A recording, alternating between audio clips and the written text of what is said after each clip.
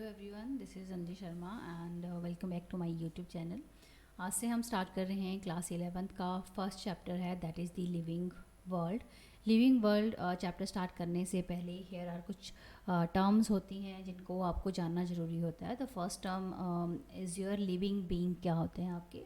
तो जितने भी living organism which exhibit growth, responsiveness, reproduction and the other characteristics of a life, उसको आप बोल देते हो लिविंग बीइंग। नेक्स्ट हम बात करते हैं कि लाइफ क्या होती है आपकी। So life it is an unique and complex organisation of a molecule होती है that express itself through the chemical reaction which automatically lead to the growth, development, responsiveness, adaptation and the reproduction. So उसको जो है आप life बोल देते हैं। Next is the features of the living organism. क्या होते हैं आपके? The first feature of living organism is a growth, second is the reproduction, third is the cellular organization, fourth is the metabolism and the consciousness, and others are ability to self replicate and self organize. So these are the feature of the living organism. सो जो growth और reproduction होता है आपका, ये दोनों जो हैं आपके नॉन डिफाइनिंग फीचर होते हैं। these two are the non defining features of life, whereas others, consciousness, metabolism and the cellular organization, these three are the defining features of life. So these are the defining features of life and it is very very important. आपके syllabus में कितनी है? Reproduction, growth, ये दोनों क्या होती हैं? Non defining feature है। नॉन डिफाइनिंग फीचर का मतलब हो गया कि यहाँ पे कोई ना कोई एक्सेप्शन आएगा।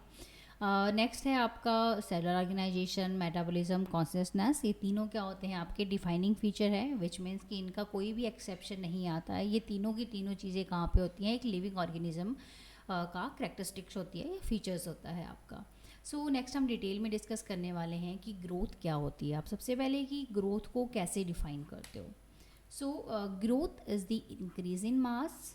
कैसे डिफाइन कर सकते हो आप? ग्रोथ क्या है आपका? It is an irreversible permanent change होता है आपका and it is increase in mass. और आप कैसे डिफाइन कर सकते हो? And another is the overall size of a tissue, overall size of tissue or organism or its part. This is called the growth. So growth क्या होता है आपका? It is an irreversible increase in mass or overall size of the tissue or organism or its parts. It is known as the growth. Growth जो होती है आपकी, all living organism जो हैं आपके ग्रोथ शो करते हैं। So here is the first line, all living organism grow. So growth is the increase in a mass, increase in a number of individual are the twin characteristics of a growth.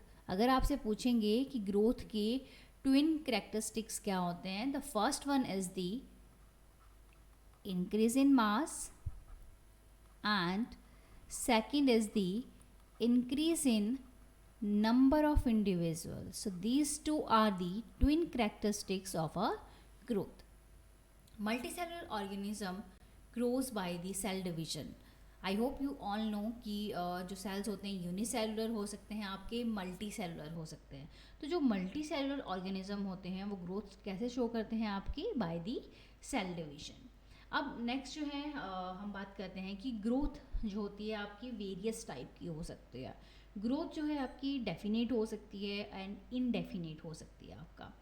So next is the growth are of various type हो सकती है आपकी। Growth जो है intrinsic हो सकती है आपकी, एक्सट्रेंसिक हो सकती है। सेकंड, ग्रोथ जो है आपकी डेफिनेट हो सकती है एंड इनडेफिनेट हो सकती है। थर्ड वन इज ग्रोथ क्या है आपकी? लिमिटेड हो सकती है और अनलिमिटेड हो सकती है आपकी। क्या हो सकती है ग्रोथ? ग्रोथ जो है आपकी अनलिमिटेड ग्रोथ हो सकती है आपकी, लिमिटेड ग्रोथ हो सकती है, इनडेफिनेट ग्रोथ हो सकती है आपकी, डेफिनेट ग्रोथ हो सकती है। सो फर्स्ट हम बात करते हैं ग्रोथ।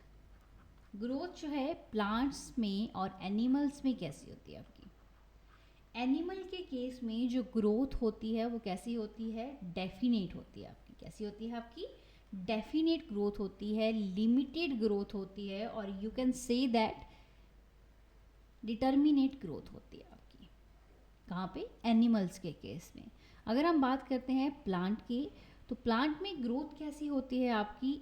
इनडेफिनेट होती है, थ्रू आउट लाइफ होती है आपकी, अनलिमिटेड ग्रोथ होती है।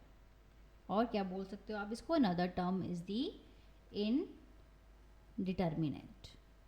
ग्रोथ कहाँ देखने को मिलती है आपको?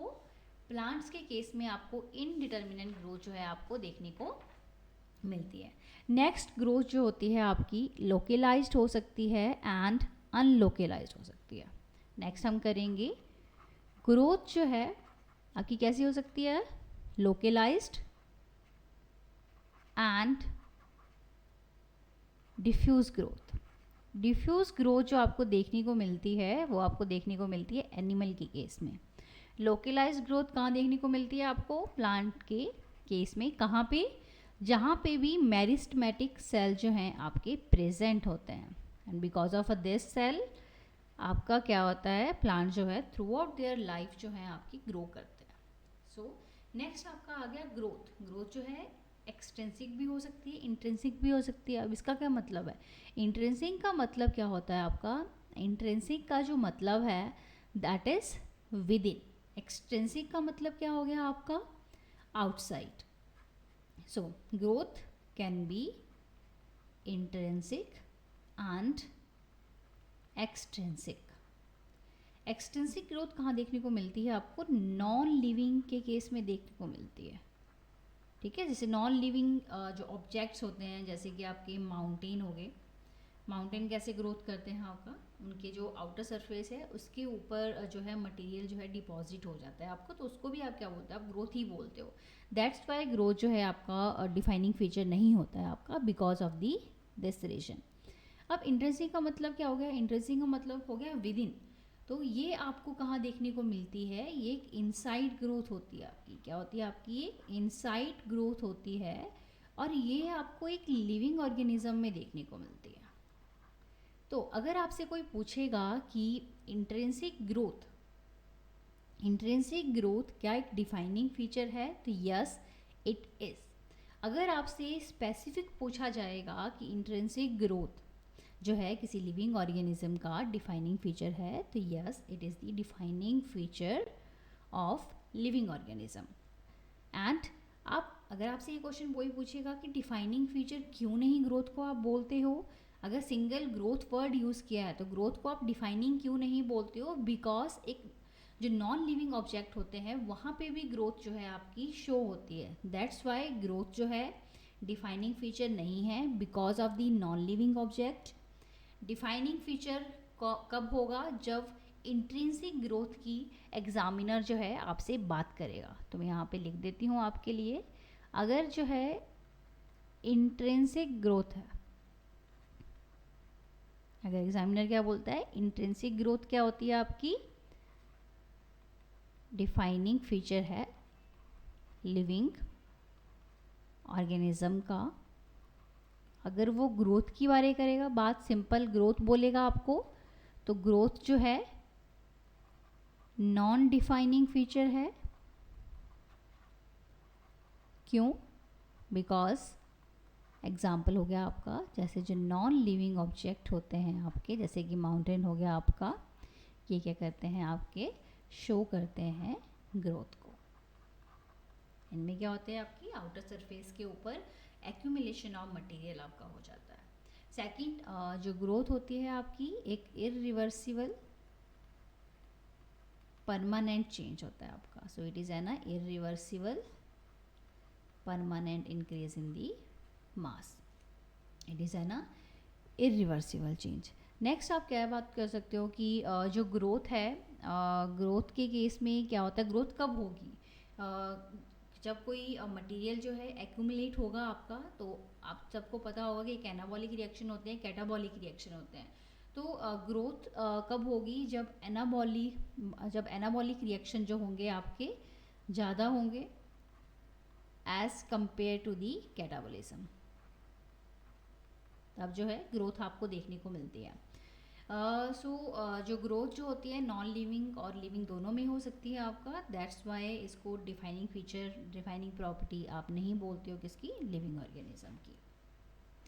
And here are some few point जो हम ऑलरेडी डिस्कस कर चुके हैं कि जैसे प्लांट के केस में ग्रोथ क्या होती है, कंटिन्यूस होती है, through out their life span होती है, इसीलिए आप इसको क्या बोलते हो, अनलिमिटेड बोल दिया आपने, इनडिटर्मिनेंट बोल दिया आपने। सो कहाँ पे होती है, प्लांट के केस में। एनिमल के केस में जो ग्रोथ होती है आपको एक सर्टन एज तक ही देखने को मिलती है, सो that is the limited growth आपको कहाँ देखने को मिलती है, एनिमल में। और सेकंड एनिमल के केस में जो ग्रोथ होती है वो कैसी होती है आपकी, डिफ्यूज़ होती है आपकी। However cell division occur in certain tissue to replace the loss cell. Next बात करते हैं unicellular. Unicellular organism grow by the cell division. So यहाँ पे बात की थी, यहाँ पे मल्टी सेलुलर ऑर्गेनिज्म भी कैसे करते हैं, सेल डिवीजन से ग्रो करते हैं। यूनिसेलुलर ऑर्गेनिज्म भी कैसे ग्रो करते हैं आपके, बाय दी सेल डिवीजन। सो ये हमने ऑलरेडी डिस्कस कर लिया है। नेक्स्ट जो लाइन है that is very very important कि in majority of higher animal and plant growth and reproduction, these two event are the mutually exclusive event. So अगर आप बात करते हो कि हायर एनिमल्स और प्लांट के केस में तो ग्रोथ और रिप्रोडक्शन कैसे होती है आपकी, म्यूचुअली एक्सक्लूसिव इवेंट होता है। म्यूचुअली एक्सक्लूसिव इवेंट ऐसे इवेंट होते हैं दे कांट एग्जिस्ट बोथ, और you can say that happen at the same time. अगर आप बात करते हो हायर एनिमल के केस में growth is a different concept and reproduction is a different concept. अगर आप किसी हायर एनिमल्स में, हायर प्लांट में बोल रहे हो कि ग्रोथ है, रिप्रोडक्शन है, these two are the mutually exclusive event, which means कि ये दोनों एक साथ नहीं एग्जिस्ट कर सकते आपके at the same time, they are very different from the each others. That is the meaning of the mutually exclusive event. So कहाँ पे बात की है आपने, हायर एनिमल्स एंड प्लांट की, that is these two are the multicellular सेलुलर, क्या होते हैं आपकी, ये मल्टी सेलुलर ऑर्गेनिज्म है। अगर आप बात करते हो यूनिसेलुलर ऑर्गेनिज्म की, तो यूनिसेलुलर ऑर्गेनिज्म में आपकी जो ग्रोथ है एंड जो रिप्रोडक्शन है दैट इज सेम, और एक अनदर टर्म आप यूज करते हो दैट इज दी सिनोनिम्स। ठीक है, दैट इज द केस कहाँ पे, जहाँ पे यूनिसेलुलर ऑर्गेनिज्म है, जहाँ पे एक सेल होगा आपका, तो वहाँ पे रिप्रोडक्शन और ग्रोथ जो है सेम थिंग होती है आपकी। जबकि हाई प्लांट्स और एनिमल्स में कैसी होती है, डिफरेंट चीज़ें होती हैं दोनों ही आपकी, इसलिए आप जो टर्म यूज़ करते हो that is the mutually exclusive event. Next here are some, हमने ऑलरेडी डिस्कस कर लिया है आपका कि living organism growth is from inside, that is the intrinsic growth के बारे में जब हमने बात की। जो इंट्रिंसिक ग्रोथ होती है आपकी, ये हमने ऑलरेडी डिस्कस कर लिया है, it is N the defining feature, क्योंकि ये कहाँ को देखने को मिल रही है आपको, सिर्फ और सिर्फ लिविंग ऑर्गेनिज्म में देखने को मिलती है। कहाँ पे होती है आपकी, लिविंग ऑर्गेनिज्म। डिफाइनिंग फीचर किसको बोलोगे आप, जो सिर्फ और सिर्फ आपको कहाँ देखने को मिलती है, किसी लिविंग ऑर्गेनिज्म में आपको देखने को मिलती है। नेक्स्ट है आपका the increase in body mass is consider as the growth. Non living object also grow if we take increase in the body mass as the criteria for the growth. Example हो गया आपके mountain, boulders and sand mount जो होते हैं आपके, वो भी grow करते हैं आपका, नॉन लिविंग में भी आपकी होती है। तो ग्रोथ आपको कहाँ देखने को मिलती है आपकी, लिविंग में भी होती है एंड नॉन लिविंग में भी होती है। नॉन लिविंग के एग्जाम्पल दे दिए आपको, जैसे कि सैंड माउंट्स हो गए आपके एंड माउंटेन्स हो गए। So however, this kind of growth exhibited by non-living object is by the accumulation of a material on the surface, that is the extrinsic growth के बारे में बात कर रहे हैं। So therefore, growth can't be taken as the defining property of the living organism। अगर आपसे reason पूछेगा तो आप बोलोगे कि ग्रोथ जो है नॉन लिविंग ऑब्जेक्ट में भी होती है। एग्जाम्पल दे दोगे आप, mountain, boulder and the sand mounts. So this is about the growth. Next हम बात करते हैं कि ग्रोथ जो होती है वो आपकी जो 3 स्टेजेस में आपको देखने को मिलती है। सबसे पहली स्टेज जो होती है आपकी, जिसको आप बोलते हो सेल डिवीजन। पहले सेल्स क्या करेंगे, डिवाइड करेंगे। सेल डिवीजन के बाद क्या होगी आपकी, सेल एनलार्जमेंट होगी। क्या होगी आपकी, सेल एनलार्जमेंट होगी। थर्ड क्या होता है आपका कि सिक्रीशन ऑफ दी एपोप्लाज्मिक सब्सटेंसेस। क्या बात की हमने अब तक हमने बात की फॉर ग्रोथ टू अकर, अगर ग्रोथ होनी है तो 3 स्टेजेस में होती है आपकी, वो 3 स्टेप्स होते हैं आपके, 3 प्रोसेस होते हैं। पहला होता है सेल डिवीजन, फिर होता है आपका सेल एलार्जमेंट, तीसरा जो होता है आपका secretion of the apoplasmic substances.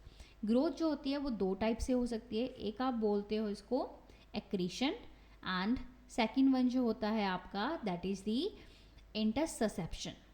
तो first one is the intussusception and second one is the accretion. जो एक्रीशन होता है एक लैटिन वर्ड से लिया गया है जिसका मीनिंग जो होता है आपका टू इंक्रीज,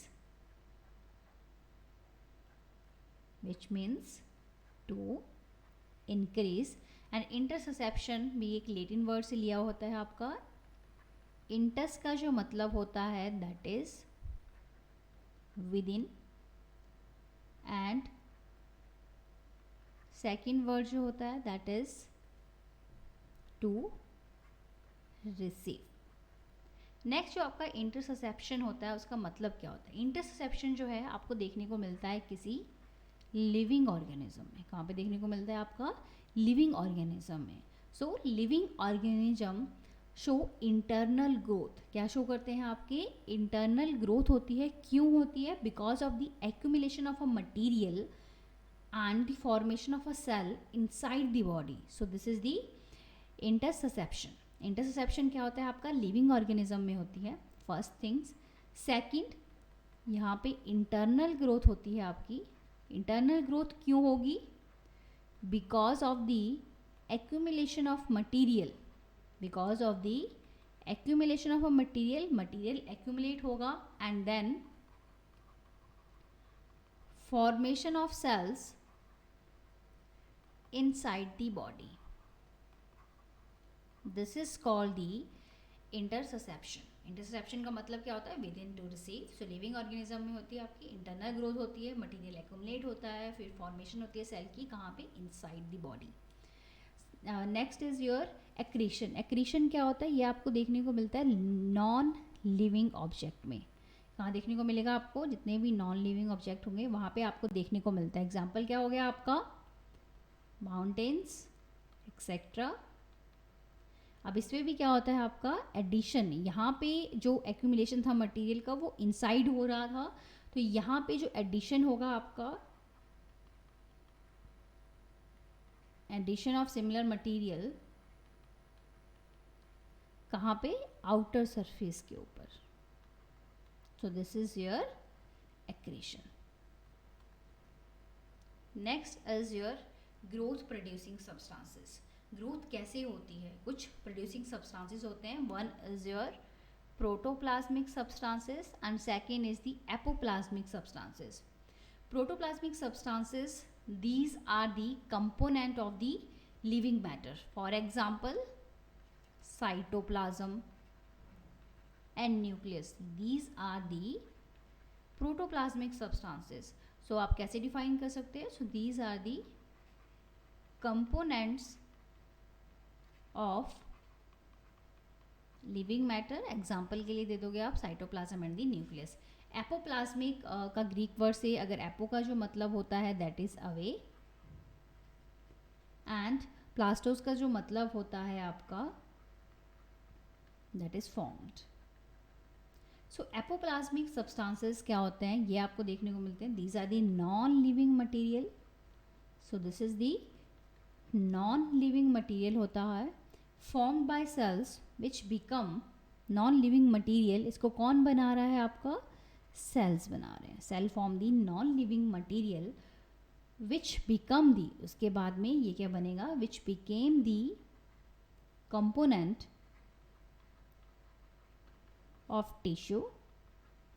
एग्जाम्पल के लिए आप बात कर सकते हो सेल वॉल की, and fibers of connective tissue etc. So these are the apoplasmic substances. Greek word से लिया गया है। एपो का मतलब होता है अवे, प्लास्टोस का मतलब होता है फॉर्म्ड। सो सेल फॉर्म करते हैं नॉन लिविंग मटेरियल को, जो लेटर ऑन क्या बनता है आपका कंपोनेंट ऑफ टिश्यू बन जाता है आपका. एग्जाम्पल हो गया cell wall and the fibres of the connective tissue and etcetera. Next characteristic जो है that is the reproduction.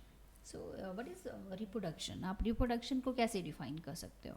So in multicellular organism reproduction refers to the production of progeny processing features more or less similar to those of the parents.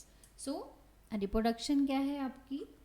Production of a new individual, that is the production of the new individual or progeny. इसको आपने क्या बोल दिया? That is the reproduction. New organism को form करना, that is your reproduction. Multicellular organism के case में reproduction कैसे define कर सकते हो आप? Production of a progeny possessing features more or less similar to those of the parents. So आपके पेरेंट्स से more or less similar होते हैं आपके जो प्रोजेनी होती हैं. उसके अलावा organism produced by the asexual means also. So जो रिप्रोडक्शन होती है इट कैन बी सेक्सुअल हो सकती है एंड एसेक्सुअल भी हो सकती है आपकी. So reproduction are of two type, sexual and the asexual. So next is fungi multiply and spread easily due to millions of the asexual spores they produce. So fungi कैसे produce करता है? Asexually. कैसे करेगा? By producing the spores. In lower organism like yeast, hydra, ये कैसे show करते हैं आपके? Budding से. So budding is also the asexual reproduction. Asexual reproduction budding है. Example जो होते हैं yeast and hydra. Next one is the Planaria जो कि होता है आपका फ्लैट बॉम्ब्स. फ्लैट बॉम्ब के केस में आपको देखने को मिलती है ट्रू रीजनरेशन. ट्रू रीजनरेशन का मतलब क्या होता है कि एक फ्रेगमेंटेड ऑर्गेनिज्म जो होता है आपका वो पूरा का पूरा प्लानेरिया फॉर्म करेगा, पूरी की पूरी बॉडी बना देता है. उसको आप बोलते हैं ट्रू रीजनरेशन. मतलब कि अगर दिस इज़ योर प्लानेरिया तो प्लानेरिया के कुछ सेगमेंट बनेंगे लाइक दिस. तो इस एक सेगमेंट से लेटर ऑन क्या बनता है? एक पूरा का पूरा ऑर्गेनिज्म बन जाता है. तो उसको आप बोलते हो true regeneration. So next is the reproduction. Reproduction जो है सेक्सुअल हो सकती है आपकी, एसेक्सुअल हो सकती है.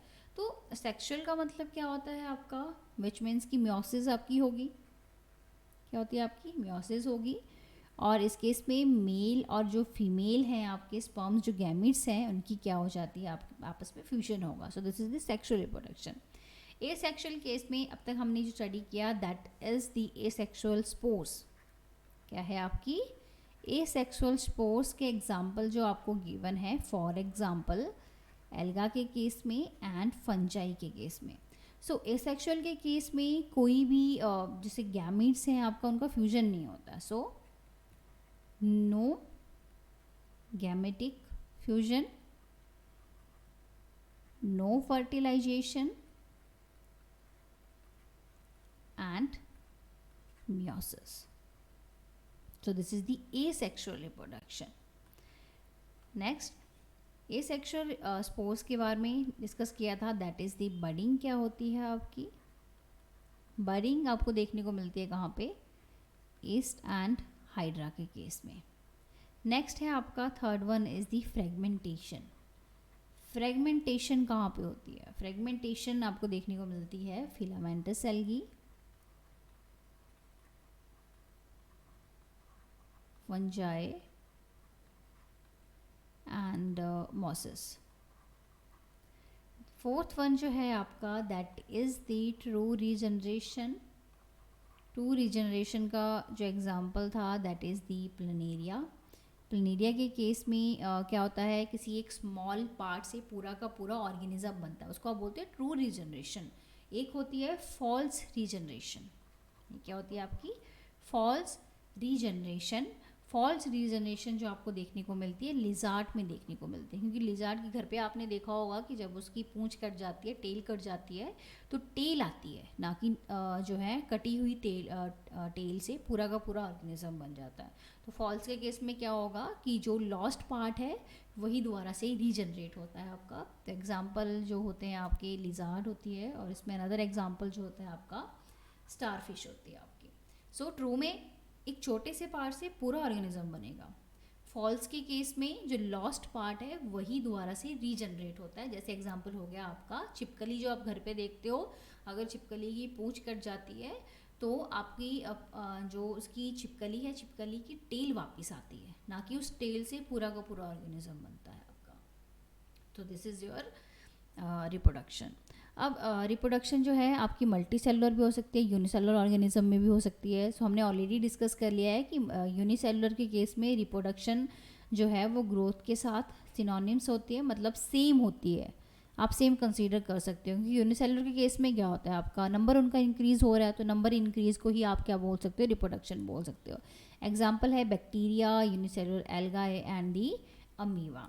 Next is the multiply by the fragmentation. जो ऑर्गेनिज्म मल्टीप्लाई करते हैं, रिप्रोड्यूस करते हैं बाय फ्रेगमेंटेशन। एग्जाम्पल है आपका fungi, mosses and the filamentous algae.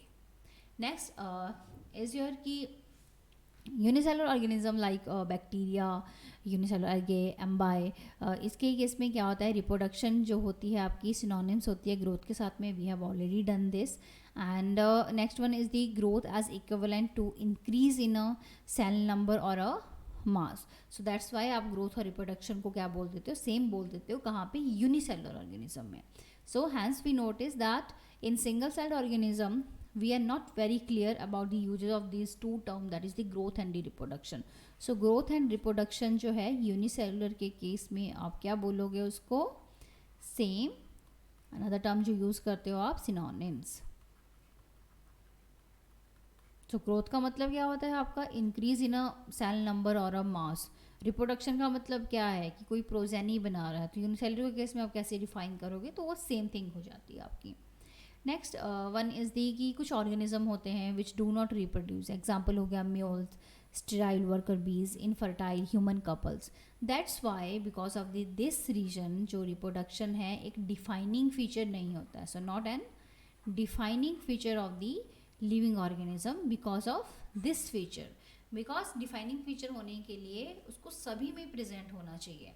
But reproduction क्या है, कुछ ह्यूमन कपल ऐसे होते हैं जिनको बेबी नहीं होता है, सो दे आर दी इनफर्टाइल। चाहे वो मेल कपल में, चाहे वो मेल में कोई प्रॉब्लम है, चाहे फीमेल में कोई प्रॉब्लम आती है।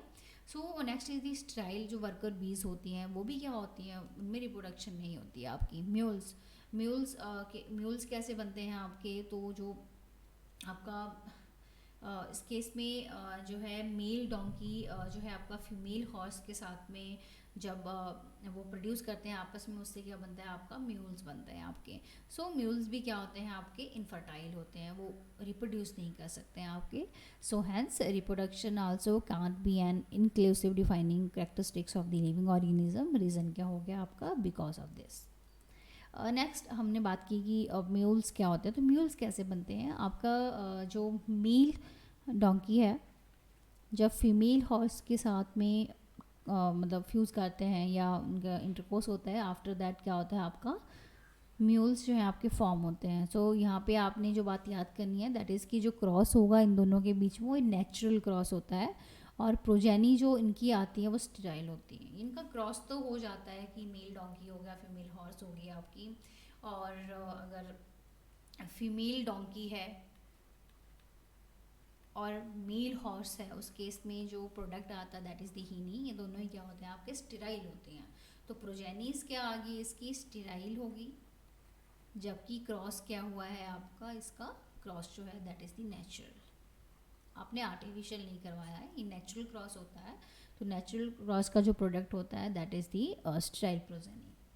सो उसके अलावा यहीं पे मैं डिस्कस कर लेती हूँ। आपने नाम सुना होगा कि जैसे टाइगॉन हो गया, और टाइगॉन के अलावा एक लाइगर होते हैं आपके। सो टाइगॉन कब आता है आपका, सो टाइगॉन जो होता है आपका जब मेल टाइगर आपके जो हैं फीमेल लाइंस के साथ क्रॉस करवाते हैं, दैट इज़ दी, ये आर्टिफिशियल होता है आपका। और लाइगर कैसे बनता है, जब आपका फीमेल टाइगर होती है और मेल लाइन होता है आपका। सो ये जो क्रॉस होता है आपका, दिस क्रॉस में जो प्रोजेनी होती हैं दीज आर फर्टाइल और क्रॉस जो होता है दैट इज़ दी आर्टिफिशियल और कैप्टिव क्रॉस होता है. सो फर्टाइल कौन हो गया आपका? Tigon and liger.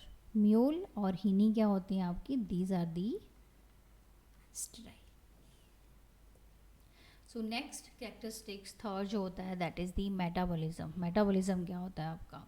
सो जितने भी लिविंग ऑर्गेनिज्म होते हैं आपके, they are made up of the chemicals. किससे बनते हैं वो आपके?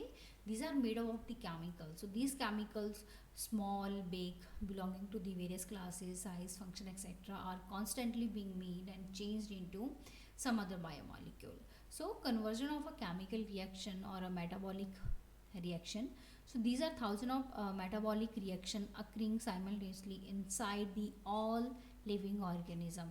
So किसी भी living organism में थाउजेंड ऑफ metabolic reaction होते हैं, चाहे वो एक यूनिसेलुलर organism हो, चाहे वो आपका मल्टीसेलुलर organism हो.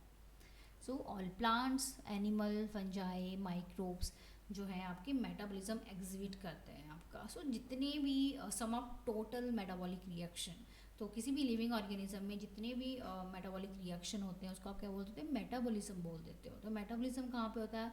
प्लांट्स में भी देखने को मिलता है, एनिमल्स में भी देखने को मिलता है, फंजाई में भी, माइक्रोब्स में भी, यूनिसेलुलर ऑर्गेनिज्म में भी एंड मल्टीसेलुलर ऑर्गेनिज्म में भी.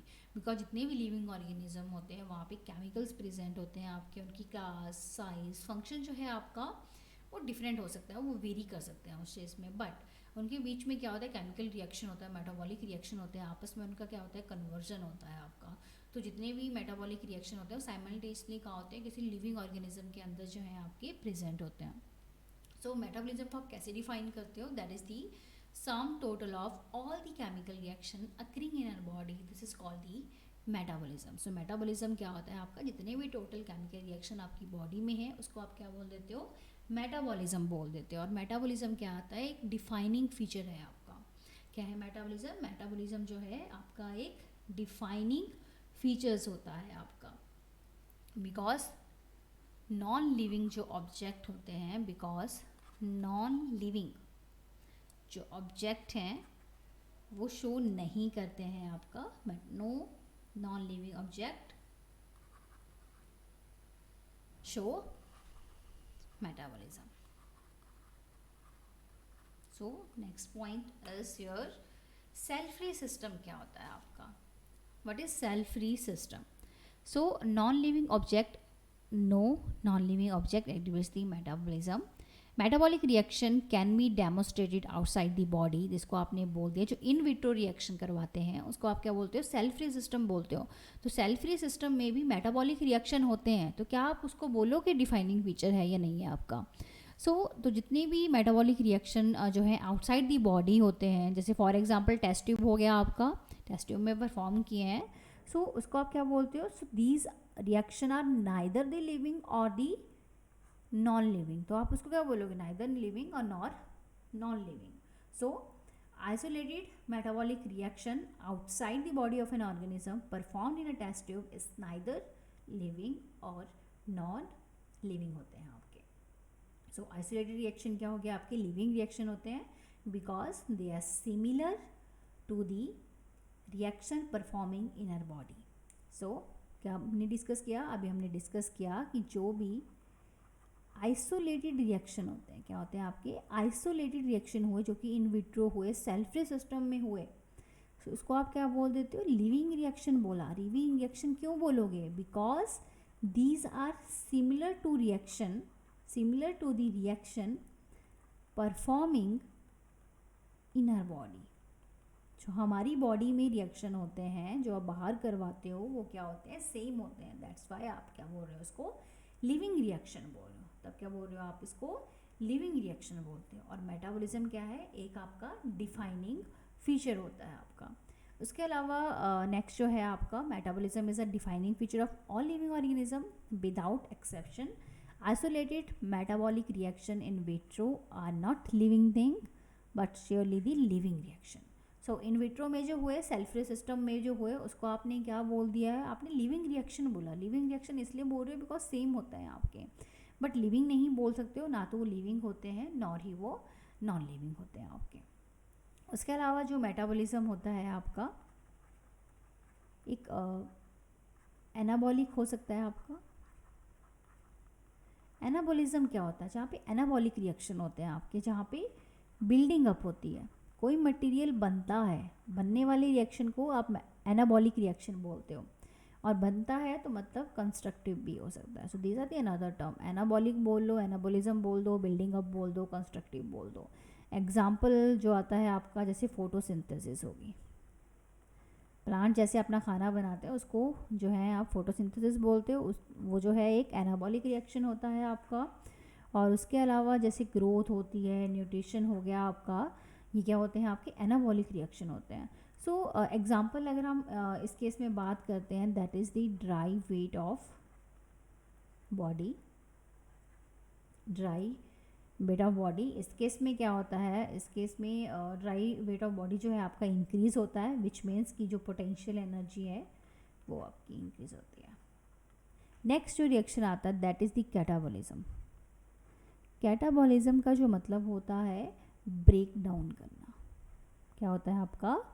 ब्रेक डाउन करना, और डिस्ट्रक्टिव भी बोल सकते हो आप इसको, ठीक है। कैटाबॉलिज्म क्या हो गया आपका? ब्रेक डाउन और डिस्ट्रक्टिव हो गया आपका।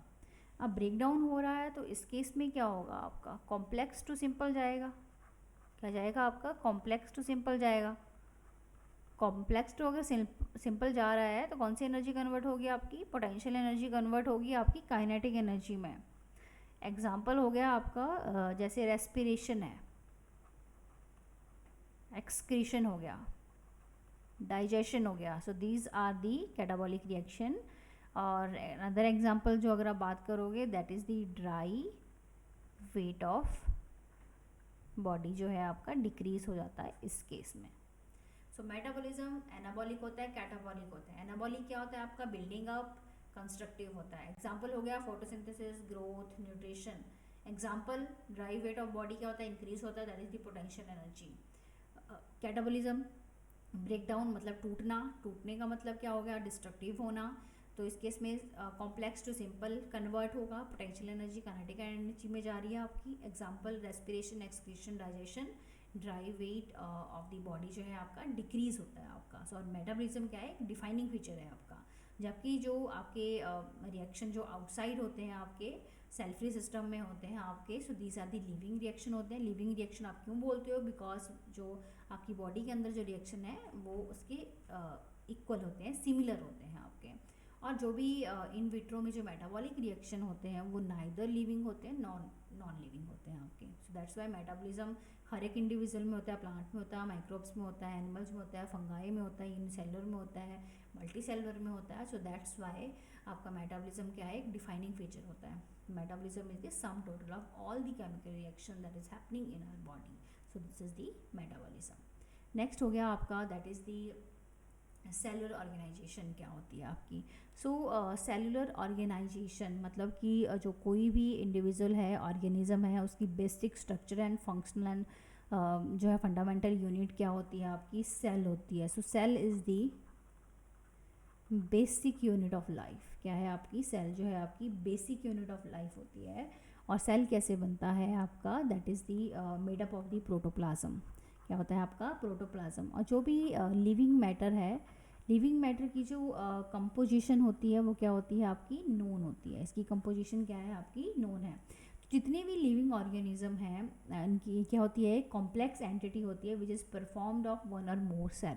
तो सेल जो है आपका प्रेजेंट होगा ही होगा, चाहे वो एक होगा चाहे वो मल्टीपल्स होंगे आपके। सो cellular organization is the component that make up the cell and how they are arranged inside it. So a cell is the basically the fundamental structural and the functional unit of all living organism. That's why it is the defining feature. So anything less than a complete structure of a cell does not ensure the independent living. अगर किसी में cell ही present नहीं है तो आप उसको living नहीं बोलोगे आपका। तो कोई भी अगर लिविंग ऑर्गेनिज्म है उसकी बेसिक और स्ट्रक्चरल फंडामेंटल यूनिट क्या होती है? सेल होती है। फिर सेल के बाद ही आपका टिश्यू बनता है, फिर टिश्यू सिस्टम बनता है, फिर आपके ऑर्गन सिस्टम आता है, फिर आपका ऑर्गन बनते हैं, ऑर्गन सिस्टम आता है, फिर आपका पूरा का पूरा एक इंडिविजुअल बनता है आपका। So this is your cellular organisation. और ये एक डिफाइनिंग फीचर होता है आपका। एंड इसके अलावा जैसे एग्जांपल आप बात करते हो वायरस, तो वायरस के केस में जो प्रोटोप्लाज्म होता है और जो आपका सेलुलर स्ट्रक्चर जो होता है आपका एब्सेंट होता है कहाँ पे, आपके वायरस के केस में।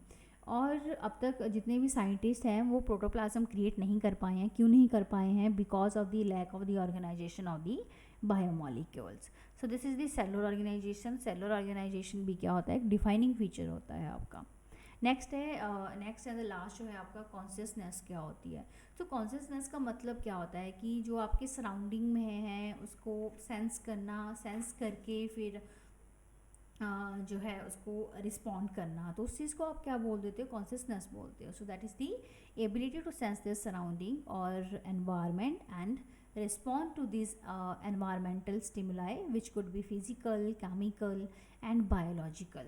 So ability to sense and then respond, उसको आपने क्या बोलते हैं? कॉन्शियसनेस बोल दिया आपने क्या बोला उसको? कॉन्शियसनेस। तो कॉन्शियसनेस कब आती है? स्टिमुलाई के थ्रू आता है। तो स्टिमुलाई हो सकता है आपका, it can be physical, chemical and biological हो सकता है आपका। और स्टिमुलाई है तो स्टिमुलाई को आप परसीव कैसे करते हो? किसी भी ऑर्गेनिज्म में क्या होते हैं? सेंस ऑर्गन होते हैं। Sense organ example eyes, ears and nose. So consciousness क्या है? It is an a most obvious and the technical complicated feature of the living organism. And plant के केस में जो है कोई भी सेंस ऑर्गन नहीं होते, so they don't possess such sophisticated sense organ, no sense organ, but they can respond to external factors like light, water, temperature, जिसको आप क्या बोलते हैं? फोटो पीरियोडिज्म बोलते हो आप। सो प्लांट भी हैं, आपके सेंस कर सकते हैं, तो प्लांट में भी कॉन्शियसनेस जो है आपकी प्रेजेंट होती है। So all organism from prokaryotes to the most complex eukaryotes they can sense and respond. इसी को आप क्या बोल देते हो? कॉन्शियसनेस बोलते हो। That's why it is the living feature. So जो कॉन्शियसनेस है ये कहाँ पे होती है? आपकी लिविंग के केस में होती है। एक आपने सुना होगा सेल्फ कॉन्शियस होना चाहिए। क्या होना चाहिए? किसी भी इंडिविजुअल को सेल्फ कॉन्शियस होना चाहिए। तो सेल्फ कॉन्शियस कौन होते हैं? आपके ह्यूमंस होते हैं। आपके कौन होते हैं? आपके ह्यूमंस होते हैं। सो नेक्स्ट है आपका फोटो पीरियोडिज्म। क्या होता है? प्लांट शो करते हैं आपके affects reproduction in the seasonal breeders and both plants and animals. All organism handle chemical entering their body and all organism therefore are aware of their surrounding. So सारे के सारे जो ऑर्गेनिज्म होते हैं वो अपनी सराउंडिंग के लिए क्या होते हैं? आपके अवेयर होते हैं। So human being is the only organism who is aware of himself, that is called the self consciousness. So consciousness therefore becomes the defining feature of the living organism. ये हमने ऑलरेडी डिस्कस कर लिया है। Next हम बात करते हैं जो कोमा पेशेंट होते हैं आपके। तो कोमा पेशेंट को आप कैसे डिफाइन करते हो? So when it comes to human beings it is all the more difficult to defining the living states. We observe patient lying the coma in hospitals virtually supported by machines which replace heart and the lungs. The patient is otherwise क्या बोलते हो आप इसको? Coma patient क्या होते हैं? आप बोलते हो ब्रेन डेड है। ब्रेन डेड पर्सन है आपका, तो नो सेल्फ कॉन्शियसनेस नहीं होगी आपकी। कहाँ पे? कोमा पेशेंट में। तो क्या कॉन्शियसनेस प्रेजेंट होती है? तो यस, कॉन्शियसनेस की जो होती है आपकी पेशेंट में आपकी प्रेजेंट होती है। नेक्स्ट हम बात करते हैं कि जितने भी लिविंग फिनोमिनन्स होते हैं वो ऐसा नहीं है कि वो अपने आप हो रहे हैं, सिंगल हो रहे हैं, इनके बीच में इंटरेक्शंस होती है। क्या होती है? आपकी इंटरेक्शन होती है आपस में, फिर जाके कोई भी रिजल्ट निकलता है। जैसे एग्जांपल आपको नीचे गिवन है कि प्रॉपर्टी ऑफ अ टिश्यू, जो टिश्यूज़ की प्रॉपर्टी होती है वो किसी एक कंस्टिट्यूएंट सेल्स का प्रोडक्ट नहीं है। क्यों आती है? Because but arise as a result of interaction among the constituent cell. इनकी आपस में क्या होती है? आपकी इंटरेक्शन होती है, फिर उस इंटरेक्शन का जो प्रोडक्ट होता है that is the properties of the tissue. So similarly properties of cellular organelles are not present in the molecular constituent of the organism but arise as a result of किसका होता है? आपका interaction among the molecular components compromising the organelles। तो जो भी जितने भी living phenomenons होते हैं वो क्यों होते हैं? आपकी इंटरेक्शन की वजह से होते हैं आपके। and these interaction result in the emergent properties at the higher level of the organization। क्या हो गया आपका, and this phenomenon is true in the hierarchy of organisation complexity at all level. जैसे कि आपका हो गया, पहले सेल आया, फिर सेल से टिश्यू बना, फिर आपका टिश्यू सिस्टम आता है, फिर आपका ऑर्गन आता है, फिर ऑर्गन सिस्टम आएगा आपका, फिर उसके बाद जो है इंडिविजुअल बनता है। तो आपस में क्या होती है, एक इनका हायरार्की ऑफ ऑर्गेनाइजेशन कॉम्प्लेक्सिटी होती है एट ऑल लेवल पे।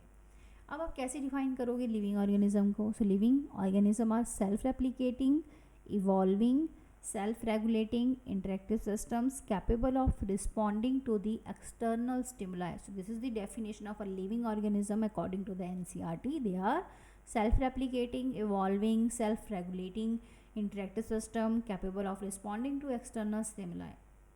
नेक्स्ट है बायोलॉजी को आप कैसे डिफाइन करते हो? तो biology is the story of a life on the अर्थ। किसकी स्टोरी है? लाइफ की। कहाँ पे? अर्थ में। तो अर्थ में जितनी भी लाइफ की स्टोरी है आप उसको क्या बोल देते हो? बायोलॉजी बोल देते हो। और biology is the story of evolution of the living organism on the अर्थ। तो लिविंग ऑर्गेनिज्म का क्या होता है? एवोल्यूशन भी तो होता है, तो उसको भी आप क्या बोल देते हो? बायोलॉजी बोल देते हो। So biology is the story of a life on earth, और biology is the story of evolution of living organism on the earth. इसके अलावा जितने भी लिविंग ऑर्गेनिज्म हैं, आपके पास्ट में बात करोगे, प्रेजेंट में, फ्यूचर्स में, see the all are linked to one another by sharing the common genetic material but to a varying degree. So जितने भी लिविंग ऑर्गेनिज्म होते हैं, प्रेजेंट, पास्ट, फ्यूचर, सब आपस में क्या होते हैं? लिंक होते हैं, शेयर करते हैं किसको? कॉमन जेनेटिक मटीरियल को, but to a varying degree. Next is the diversity. So diversity जो होती है आपकी, नंबर ऑफ स्पीसीज जो होते हैं आपके नोन जो हैं आपके, दैट इज़ 1.7 to 1.8 मिलियंस। कितने होते हैं आपके number of species that are known? कितनी हैं आपकी? 1.7 to 1.8 मिलियंस। चाहे वो आपके प्लांट्स हो, एनिमल्स हो, चाहे वो आपके माइक्रो ऑर्गेनिज्म हो। सो बायोडाइवर्सिटी को आप कैसे डिफाइन करते हो? so, इसको आपने क्या बोल दिया? दैट इज़ द बायोडाइवर्सिटी और number and the type of organism present on the earth. So biodiversity क्या हो गया आपका? Number and type of organism. Type of organism means whether it's a plant, animals and microbes. इसको आपने क्या बोल दिया है? बायोडाइवर्सिटी बोल दिया। नंबर ऑफ स्पीसीज कितना है आपका? 1.7 to 1.8 मिलियंस। और उसके अलावा जैसे आप कोई एरिया जो है एक्सप्लोर करते हो, या आप कोई प्रीवियस एरिया जो आपने ऑलरेडी एक्सप्लोर कर रहा है उसको दोबारा से आप एक्सप्लोर करोगे, so new organism are continuously being identified. So as we explore new areas and even old ones, new organism are continuously being identified. Next this is the content of the NCERT कि जो जैसे अगर आप अपने आसपास देखते हो तो आसपास देखने को आपको क्या मिलते हैं? Large variety of living organism आपको देखने को मिलते हैं। चाहे आप प्लांट्स देखो, जो पॉटेड प्लांट्स होते हैं, इंसेक्ट हो गया, बर्ड्स हो गया, आपका पेट्स हो गए, एनिमल्स एंड प्लांट। सो आपके आसपास जब आप देखते हो अपनी सराउंडिंग में, तो वहाँ पे आपको बहुत सी डाइवर्सिटी देखने को मिलती है आपकी, और कुछ ऐसी डाइवर्सिटी भी होती है जिसको आप नेकेड आई से नहीं देख सकते हो, that is the microorganism. So जैसे ही आप if you were to increase the area that you make observation, अगर आप ऑब्जर्वेशन का एरिया इंक्रीज कर सकते हो तो उससे क्या होगा कि जो रेंज होगी, वैरायटी ऑफ ऑर्गेनिज्म होंगे, वो आल्सो जो है आपकी इंक्रीज हो जाएंगे। सो अगर आप किसी डेंस फॉरेस्ट को विजिट करते हैं, so you would probably see a much greater number and a kinds of living organism in it. And apart from this, each different kinds of plants, animals, organism that you see represent a species. और ये हमने already discuss कर लिया कितनी range होती है, 1.7 to 1.8 millions हो गया आपके। डाइवर्सिटी क्या होती है? Number and type of organism जो प्रेजेंट होता है। जैसे आप किसी न्यू एरिया को या पुराने एरिया को दोबारा से जो एक्सप्लोर करते हैं, तो न्यू ऑर्गेनिज्म कंटिन्यूसली जो है आपके आइडेंटिफाइड होते रहते हैं। नेक्स्ट है आपका दैट इज़ कि जैसे प्लांट्स हो गए, एनिमल्स हो गए। जैसे अगर आप किसी हिमाचल में भी किसी एक पर्टिकुलर डिस्ट्रिक्ट से आप हो, तो एक दूसरी डिस्ट्रिक्ट होगी आपकी, एक जगह पे एक प्लांट को किसी और नेम से बोलेंगे, दूसरे प्लांट को किसी और नेम से बोलेंगे किसी दूसरे प्लेस पे। तो उनके वेरियस जो हैं आपके लोकल नेम्स होते हैं, ठीक है। तो जो लोकल नेम्स होते हैं वो प्लेस टू प्लेस क्या करते हैं आपके? वेरी करते हैं। अगर वो वेरी करते हैं तो उससे कन्फ्यूजन क्रिएट हो सकता है आपका। तो इस चीज़ को अवॉइड करने के लिए साइंटिस्ट ने क्या किया कि इनके नाम को स्टैंडर्डाइज कर दिया, ठीक है। There is a need to standardise the naming of the living organism. कि अगर आप किसी एक स्टेट पे जाते हो, दूसरे स्टेट में जाते हो, तो अगर किसी एक एनिमल का एक ही नाम होगा, प्लांट का अगर एक ही नाम होगा, यूनिवर्सल होगा, तो उससे हेल्प होती है कि आइडेंटिफाई करने के लिए, उससे कोई भी कन्फ्यूजन क्रिएट नहीं होगा। बिकॉज जो है नेम जो है आपके 10 किलोमीटर के दायरे के बाद या 20 किलोमीटर के दायरे के बाद जो है आपके चेंज हो सकते हैं। सो इसके बाद जो है हम डिस्कस करेंगे आपका आइडेंटिफिकेशन क्या होता है, नॉमेनक्लेचर क्या होता है, आपका क्लासिफिकेशन क्या होता है आपका। तो आज के लिए इतना ही था। आई होप आपको वीडियो जो है पसंद आया है। अगर आपको पसंद आया तो आप लाइक कर सकते हो, शेयर कर सकते हो एंड कमेंट भी कर सकते हो। So thank you so much. मिलते हैं नेक्स्ट वीडियो में।